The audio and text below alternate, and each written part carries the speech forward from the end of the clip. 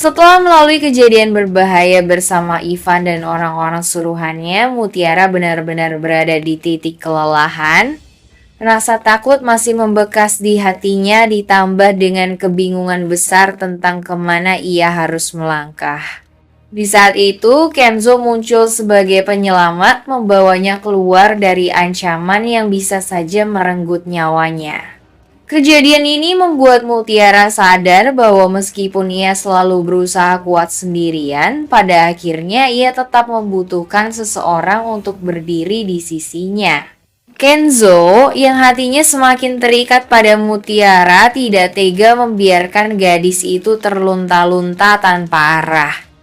Ia tahu Mutiara sudah tidak punya rumah di kampung, bahkan tidak ada lagi orang yang bisa dituju untuk meminta pertolongan.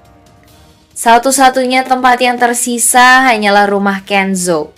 Dengan tekad kuat, Kenzo menawarkan Mutiara untuk kembali bersamanya. Bukan hanya sekadar tempat tinggal, tapi juga jaminan perlindungan dari segala ancaman yang datang, terutama dari Ivan yang semakin tak terkendali.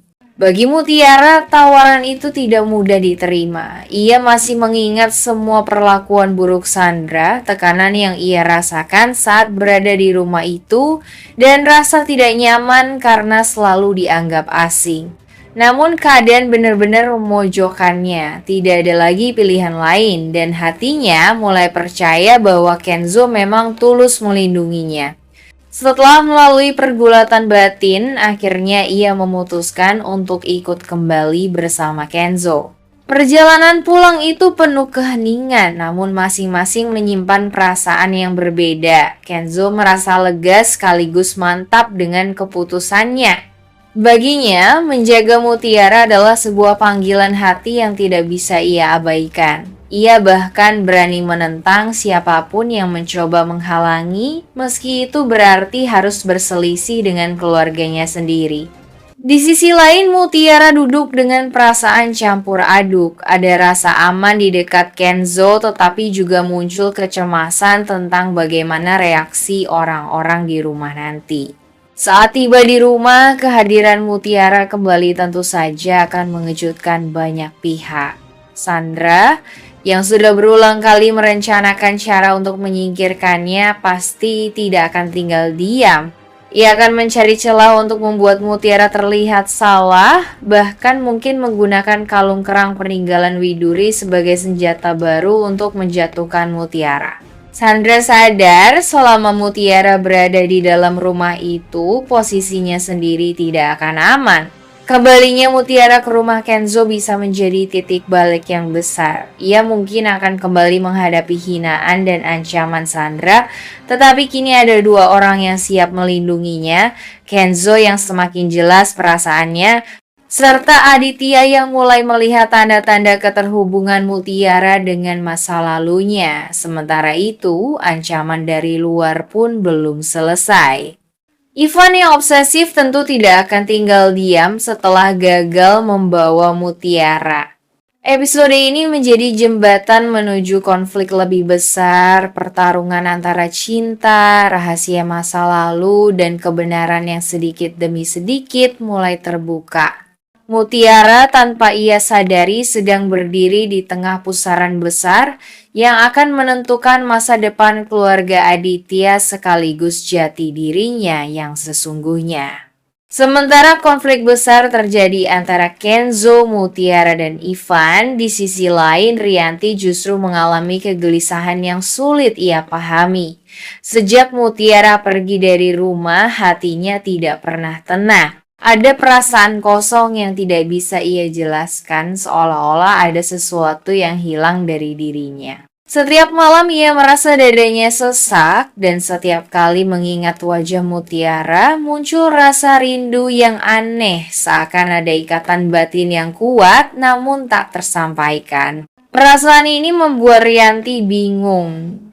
Selama ini ia selalu bersikap keras terhadap Mutiara, bahkan sering meremehkannya.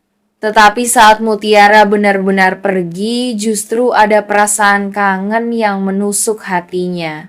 Ia mencoba menepis semua itu, meyakinkan dirinya bahwa Mutiara hanyalah pembantu biasa yang tidak layak mendapat perhatian. Namun semakin ia menyangkal, semakin kuat rasa kehilangan itu menyiksa dirinya. Ikatan batin ini sebenarnya adalah sinyal dari hubungan darah yang tidak diketahui Rianti. Ia tidak tahu bahwa Mutiara adalah anak kandungnya sendiri, hasil dari masa lalu yang penuh rahasia.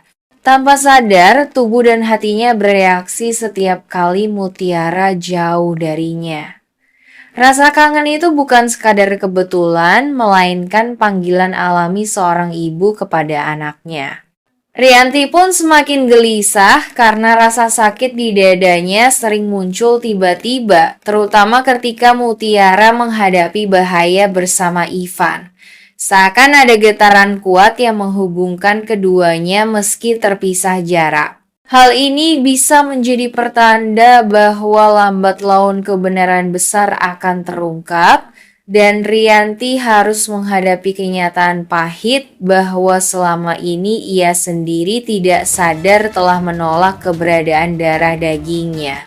Episode ini menjadi jembatan menuju konflik lebih besar. Pertarungan antara cinta, rahasia masa lalu, dan kebenaran yang sedikit demi sedikit mulai terbuka. Mutiara, tanpa ia sadari, sedang berdiri di tengah pusaran besar yang akan menentukan masa depan keluarga Aditya sekaligus jati dirinya yang sesungguhnya.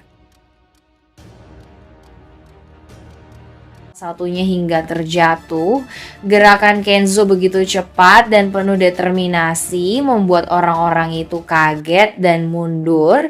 Kenzo kemudian menarik Mutiara ke belakang tubuhnya, melindunginya sepenuh hati. "Aku sudah bilang jangan macam-macam sama dia," ucapnya dengan nada penuh ancaman pada Ivan dan orang-orangnya. Ivan yang semula yakin rencananya akan berhasil, kini terpojok. Ia tidak menyangka Kenzo bisa menemukan mereka secepat itu. Mutiara gemetar, wajahnya pucat, tapi begitu melihat Kenzo berdiri kokoh di depannya, ada rasa lega yang mengalir dalam hatinya. Seakan dunia yang sempat terasa runtuh kembali memiliki cahaya. Kenzo menoleh sebentar pada Mutiara, memastikan ia baik-baik saja, lalu kembali fokus menghadapi ancaman di depannya. Kenzo dengan tegas menyatakan bahwa ia tidak akan pernah membiarkan siapapun menyakiti Mutiara.